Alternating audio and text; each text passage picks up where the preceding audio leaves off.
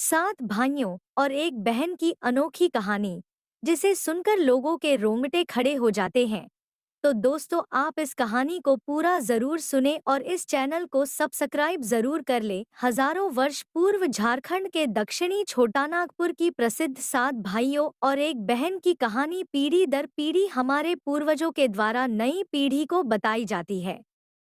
इस कड़ी में हमारे बुजुर्गों द्वारा यह कहानी मैं भी सुनता आ रहा हूँ, जिसके अवशेष आज भी छोटानागपुर की धरती पर मौजूद हैं, जो झारखंड राज्य के रांची जिले में स्थित बुढ़मू प्रखंड के गिंजो ठाकुर गांव नामक गांव में बिंदु टोंगरी के नाम से काफी प्रसिद्ध है। सौभाग्यवश मेरा पैतृक घर वहां से 15 से 20 किलोमीटर की दूरी पर ही है।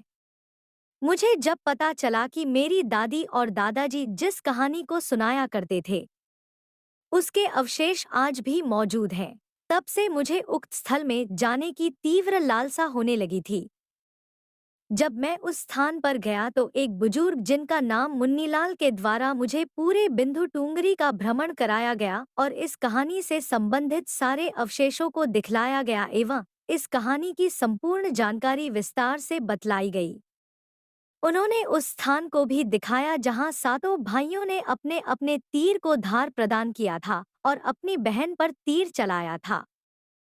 जिस केंद्र के वृक्ष पर मचान बनाकर छोटी बहन को खड़ा किया था और सातों भाइयों में सबसे छोटा भाई अपनी बहन का पका हुआ मांस को न खाकर चोरी छुपे से जिस टीला में मांस को डाला था, उस स्थान पर उगे बांस को भी दिखाया। वह बांस बुदा आज भी उसी स्थान पर मौजूद है। पानी लाने के लिए जिस डाड़ी छोटा कुआं का प्रयोग हुआ था, वह डाड़ी आज भी है, जिसका वर्तमान समय में सौंदर्यीकरण कर दिया गया है।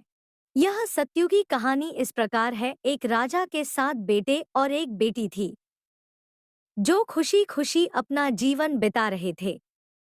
7 भाई बहनों में एकलौती छोटी बहन बहुत ही शांत स्वभाव, आज्ञाकारी एवं संस्कारी थी।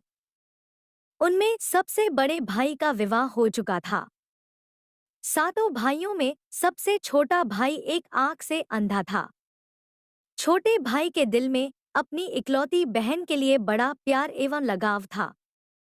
एक दिन बड़े राजकुमार अपनी पत्नी और अपने छोटे भाइयों को साथ लेकर अपने खेतों में काम करने चले गए।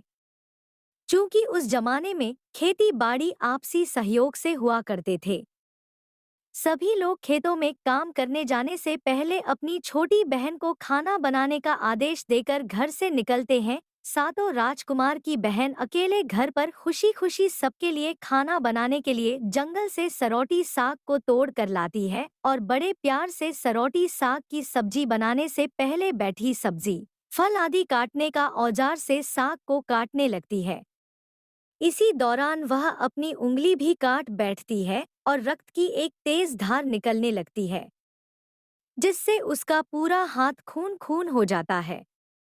तब राजकुमारी सोचने लगती है कि क्या करूं, अगर घर के दीवार में खून को पोंछूंगी तो भैया लोग देख लेंगे और चिंता करेंगे, और यदि अपने कपड़े में पोंछूंगी तो भाभी खून लगा कपड़ा देखकर माहवारी समझ खाना नहीं खाएंगी। राजकुमारी इस डर से सब्जी पकाने वाले छाता साग में सारा खून को पोंछकर खून को बहने से रोकती है।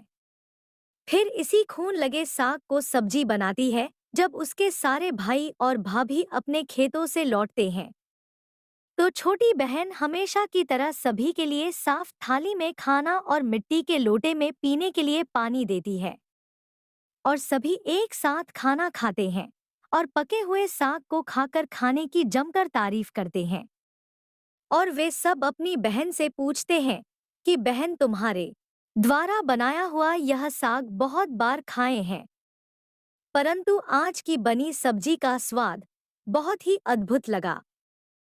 बताओ ना कैसे और क्या क्या मिलाकर इतना स्वादिष्ट सब्जी बनाई हो। पहले तो राजकुमारी डर से सहम गई कि कहीं भाइयों को पता न चल जाए कि मेरे हाथ की उंगली कट गई है। फिर वह थोड़ा सोचकर बोलती है कि कुछ नहीं भैया, जैसा हमेशा की तरह सब्जी पकाती हूँ वैसे ही तो बनाई हूँ। राजकुमारी अगले दिन सातों भाइयों के अनुरोध पर फिर से एक बार वही छाता साग की सब्जी बनाती है। परंतु भाइयों को पिछले दिन के जैसा स्वाद नहीं मिलता। फिर ऐसा ही अनुरोध 3-4 बार हुआ, लेकिन खून लगे साग का स्वाद उनके मन मस्तिष्क से उतर ही नहीं रहा था। असलियत जानने की जिज्ञासावश सातों भाई और भाभी ने उससे उस दिन के खाना बनाने का तरीका जानने का जिद करने लगे। मजबूरन राजकुमारी को सारी घटना बतानी पड़ी। सच्चाई मालूम होने पर पांचवा भाई, जो बहुत ही लालची किस्म का था, उसने बाकी भाइयों से कहा कि बहन का खून इतना स्वादिष्ट लगा तो इसका मांस कितना स्वादिष्ट होगा। यह बोलकर सभी भाइयों के बीच चर्चा करने लगता है। सबसे छोटे भाई को छोड़कर बाकी भाइयों ने राजकुमारी को मारकर उसका मांस खाने को राजी हो गए थे। मांस खाने की सोचकर उन सभी के मुंह से लार टपकने लगता है।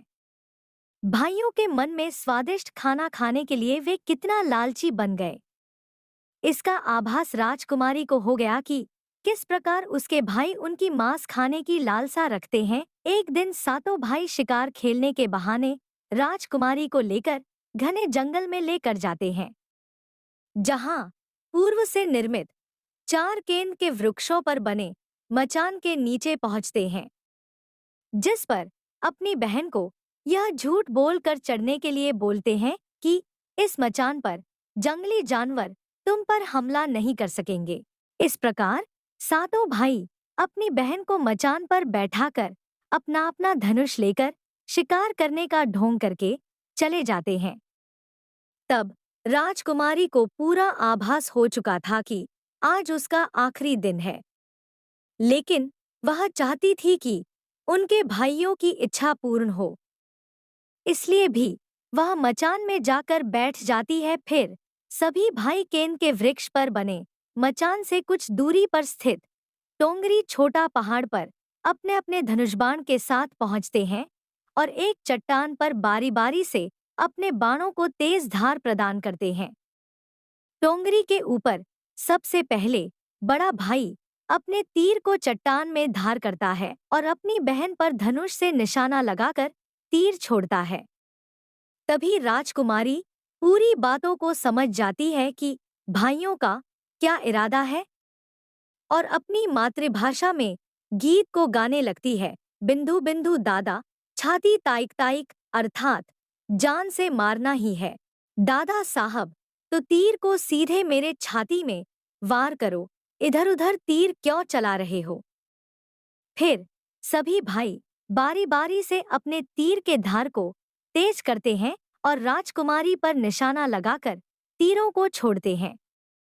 छहों भाइयों का निशाना खाली जाता है और सातवां भाई, जो सबसे छोटा था, वह तीर चलाने से इनकार कर देता है, क्योंकि उसे अपनी छोटी बहन से बहुत लगाव था और धनुषबाण चलाने में सातों राजकुमार में सबसे निपुण था।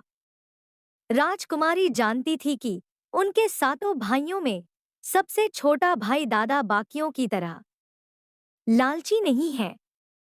छहों भाई छोटे भाई पर पूरा दबाव डालते हुए आदेश देते हैं कि अगर वह तीर नहीं चलाएगा तो बहन की तरह उसे भी मार देंगे। फिर छोटा राजकुमार उदास मन के साथ तीर को थोड़ा ही धार कर दूसरी दिशा में तीर को छोड़ने की कोशिश करता है और तीर को धीरे से छोड़ता है। राजकुमारी हर बार की तरह इस बार भी वही गीत गाती है, बिंदु बिंदु दादा, छाती ताइक ताइक। इतने में छोटे भाई का तीर सीधे राजकुमारी के सीने को भेद देता है और राजकुमारी की आत्मा शरीर से अलग हो जाती है और उसकी आत्मा उसी स्थान पर भटकने लगती है। तभी वह देखती है कि उसके शरीर का मांस खाने के लिए उसके भाई कैसे लालच करते हैं और सबसे छोटे राजकुमार को जबरदस्ती मारपीट कर उसके शरीर को काटने का आदेश देते हैं। बहन के मांस को पकाने के लिए बहुत सारी सूखी लकड़ी लाने के लिए छोटे राजकुमार को जंगल भेजा जाता है। छोटा भाई जंगल में खोज खोज कर ढेर सारा लकड़ी जमा करता है और सोचता है कि कैसे इतना सारा लकड़ी को ले जाऊंगा। दादा जो रस्सी दिए हैं वो भी 7 टुकड़ों में दिए हैं। उन्हें जोड़ने पर भी यह रस्सी इन लकड़ियों को नहीं बांध पाएगा।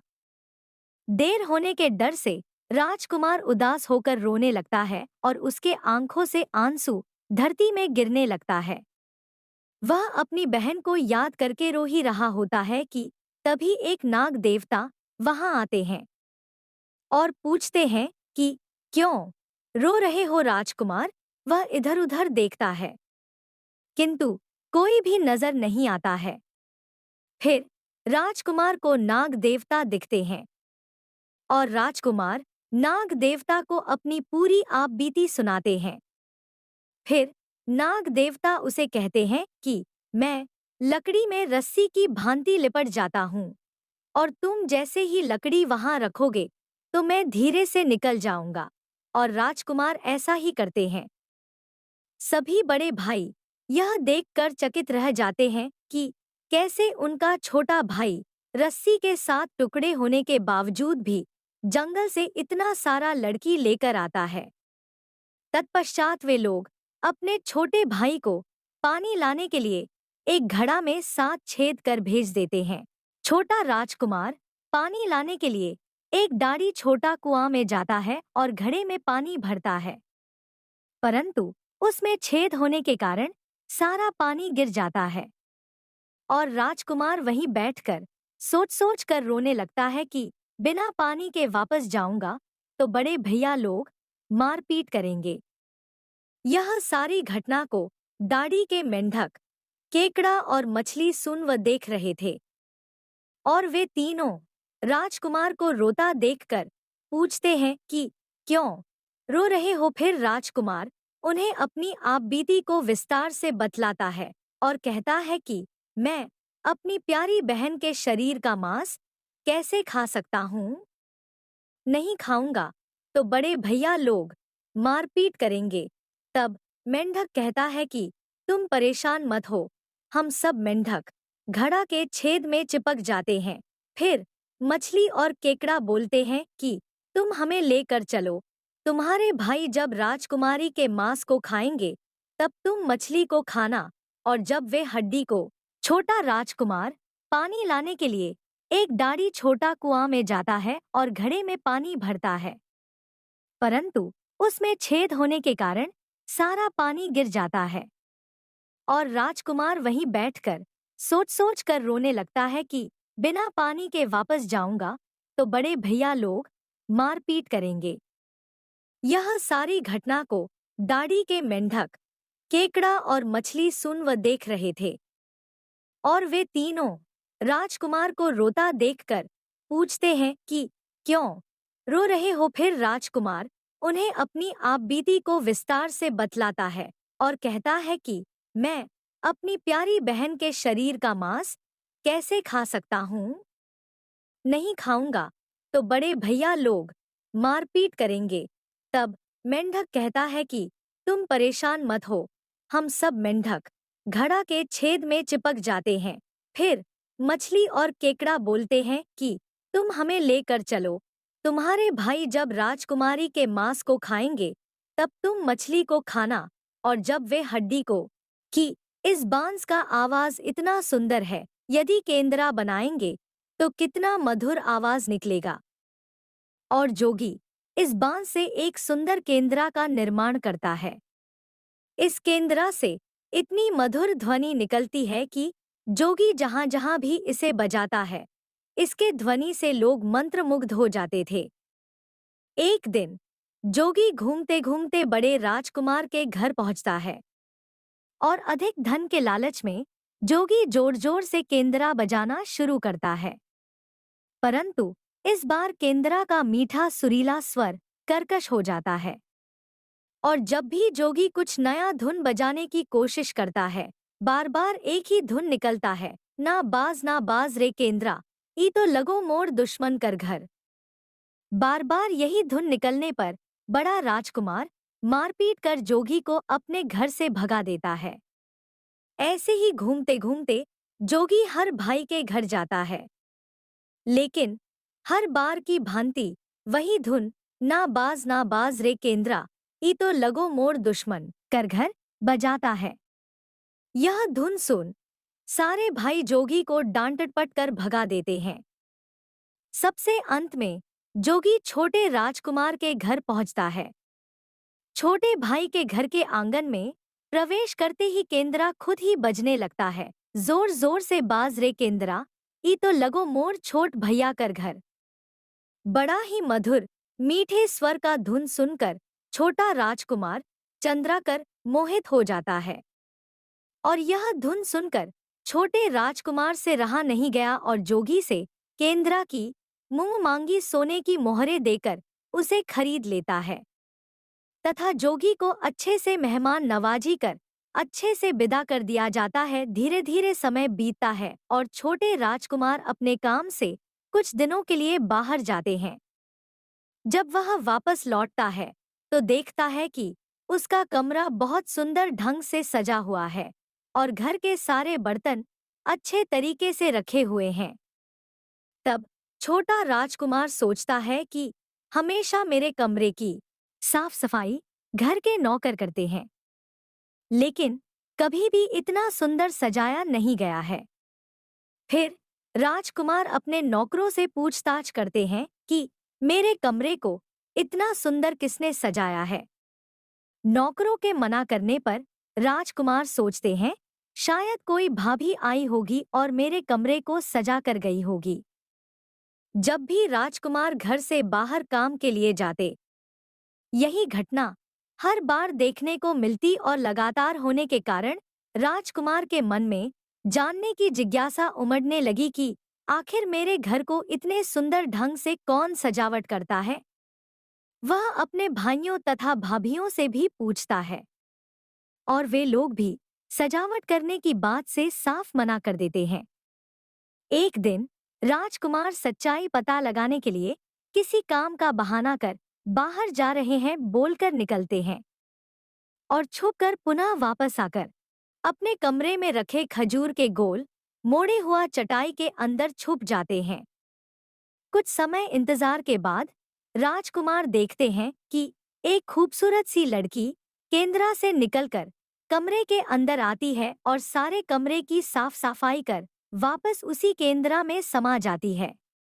यह देख राजकुमार की आंखें खुली की खुली रह जाती है। चूंकि उस लड़की की शक्ल राजकुमार की छोटी बहन के जैसी ही होती है। राजकुमार अगले दिन फिर से एक बार उसी प्रकार छुप जाते हैं और जैसे ही वह सुंदर लड़की पूरे कमरे की साफ सफाई का काम खत्म कर वापस केंद्रा में जाने वाली होती है, तब छोटे राजकुमार उस लड़की का हाथ पकड़ लेते हैं और तुरंत केंद्रा को जला देते हैं, जिसके बाद वह लड़की हमेशा के लिए मानव रूप में परिवर्तित हो जाती है और दोनों भाई बहन खुशी खुशी अपना जीवन जीते हैं।